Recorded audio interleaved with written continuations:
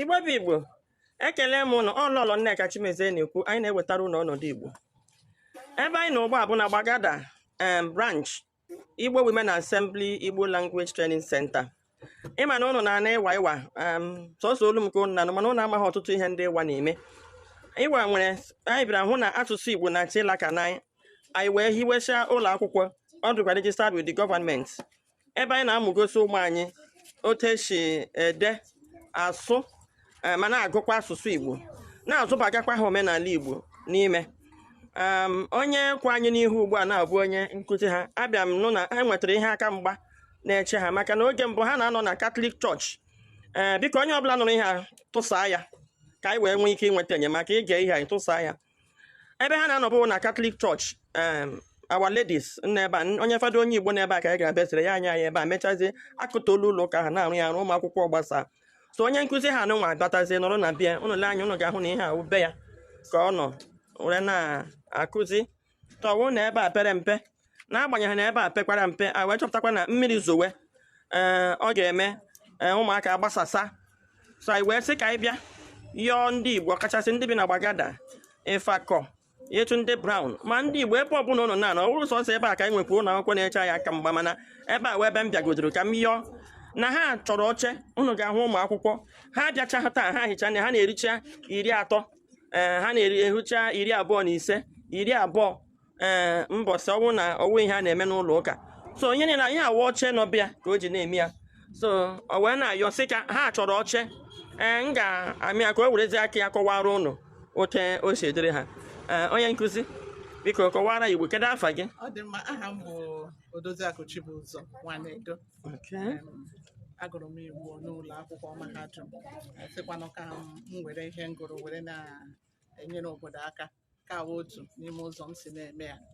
Ịchịkọta ụmụaka ndị a ka iji wee hụ na asụsụ Igbo adaha mmiri maka na ọ bụrụ na anyị akụziri ha agaghị ama ya. Anyị gafekwanụ ha agaghị amụta ụmụ nke ha agaghị akụziri ha maka na ha amaghị ya. Ọ bụ na nsogbu ebidogo. Onye nwa bụ ihe anyị ji na-agba mbọ bụ na enwe ihe a na-erite na ya kama ọ ka Igbo na-aga n'ihu. Ile anya anyị ga-ahụ na ụmụaka nọ ebe a taa ha ebuchaghị Igbo maka enwe ihe a na-eme n'ụlọ ụka ha so na-eme ya mana ọ bụrụ na ha niile zuo ezuo ya anaghị enwe oche na-aba ha ụmụ kịrịkịrị oche ọ na-afọ ma mbupụta ikwe nje ezu ihe ka ha wee na-anọdụ ala.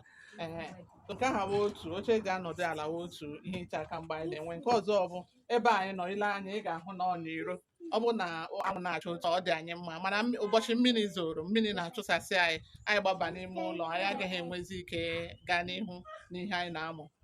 Ya bụ ọ bụrụ na enwe ka a ga-esi nyere anyị aka akụchitetụ ofu ebe mmiri zoro anyị ka nọ n'ebe ahụ ka ọ bụrụ na anyị ga-enwekwa ike rụta oche ọbụgodu bench ụmụaka ga-eji na-anọdụ ala ọ ya abụgodu ihe ka mkpa kịta.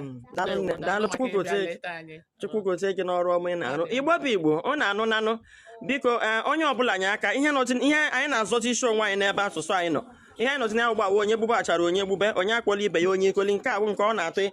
So ihe anyị na-aya ugbo awụ oche ụlọ ha anụwawu ụlọ elu anyị dekiri ya edeki anyị nwere ike ịkụchinata ebe anyị ogom ya sị na ọ bụkwa na a ga-akụchi ya ebe a na anyị ga-enweta nwe ya dịka klaasị 3 biko anyị na-edoro enyemaka ama m ihe Igbo menwuru. Ihe ọzọ ihe enyemaka anyị ga-enwetakwa n'ihe awụ na ụmụaka mụrụ n'ogbe ga-eji ya mara onwe ha. Anyị kwuru na anyị ga-ehiwe ụlọ akwụkwọ every 5 minutes walk a ga-enweta ụlọ akwụkwọ. Anyị kwuru na onye Igbo nwatakịrị Igbo ọbụla na-agbanyeghị n'ebe a mụrụ ya anyị ga-agba mbọ ịhụ na o nwere access ịsụ ma dee ma gụọ asụsụ Igbo ma zụbagakwa ha omenala Igbo n'ahụ ma ha marakwa onwe ha ebe ụnụ hụrụ ụgbọ enwecha feature husband and wife ebe a ha ga-ahụtachakwa onwe ha karịa anyị na-amụ na azụ ndị ọzọ a na-anakọrọ anyị.